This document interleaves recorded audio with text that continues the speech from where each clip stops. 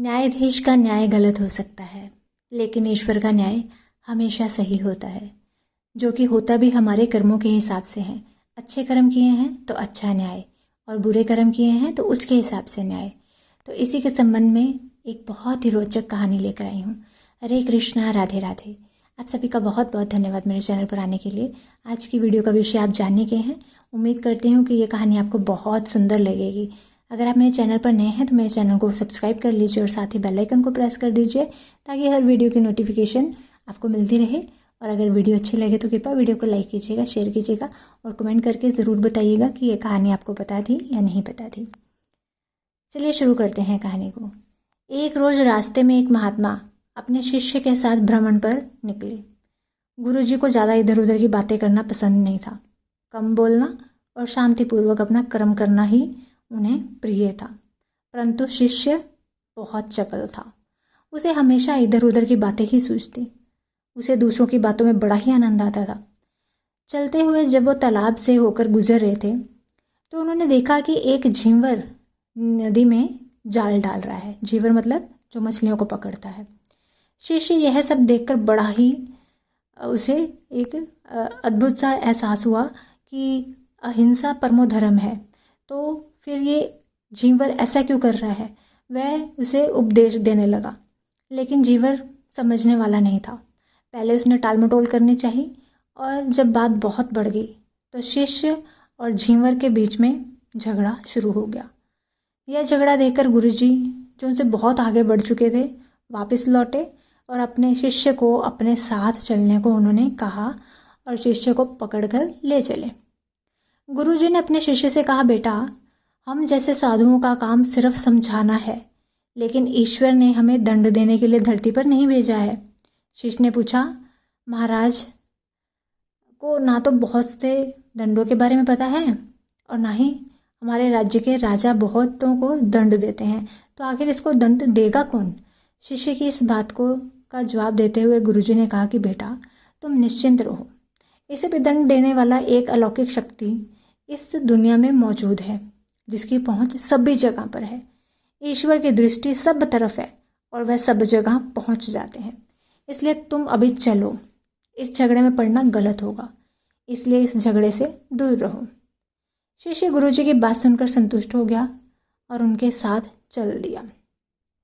इस बात को ठीक 2 वर्ष बीते थे कि एक दिन गुरुजी और शिष्य वही दोनों उसी तालाब से होकर गुजरे। शिष्य भी अब 2 साल पहले की वह झींवर वाली घटना भूल चुका था। उन्होंने उसी तालाब के पास देखा कि एक सांप बहुत कष्ट में था। उसे हजारों चींटियां नोच नोच कर खा रही थी। शिष्य ने यह दृश्य देखा और उससे रहा नहीं गया। दया से उसका हृदय पिघल गया। वह सर्प को चींटियों से बचाने के लिए जाने ही वाला था कि गुरुजी ने उसका हाथ पकड़ लिया और उसे जाने से मना करते हुए कहा कि बेटा, इसे अपने कर्मों का फल भोगने दो। यदि अभी तुमने इसे रोकना चाहा तो इस बेचारे को फिर से दूसरे जन्म में यह दुख भोगना होगा, क्योंकि कर्म का फल अवश्य ही भोगना पड़ता है। शिष्य ने गुरुजी से पूछा, गुरुजी, इसने कौन सा कर्म ऐसा किया है जो इस दुर्दशा में यह फंसा है। गुरु महाराज बोले कि वही झींवर है जिसे तुम पिछले वर्ष इसी स्थान पर मछली ना मारने का उपदेश दे रहे थे, और वह तुम्हारे साथ लड़ने के लिए आग बबूला हुआ जा रहा था। वे मछलियां ही चींटी हैं जो इसे नोच नोच कर खा रही हैं। यह सुनते ही बड़े आश्चर्य से शिष्य ने कहा कि गुरुजी, यह तो बहुत ही बड़ा विचित्र न्याय है। गुरुजी ने कहा कि बेटा, इसी लोक में स्वर्ग नरक के सारे दृश्य मौजूद है। हर क्षण तुम्हें ईश्वर के न्याय के नमूने देखने को मिल सकते हैं। चाहे तुम्हारे कर्म शुभ हो या अशुभ, उसका फल तुम्हें ही भोगना पड़ता है। इसलिए ही वेद में भगवान ने उपदेश देते हुए कहा है, अपने किए कर्म को हमेशा याद रखो। यह विचारते रहो कि तुमने क्या किया है, क्योंकि यह सच है कि तुमको वहाँ भोगना पड़ेगा।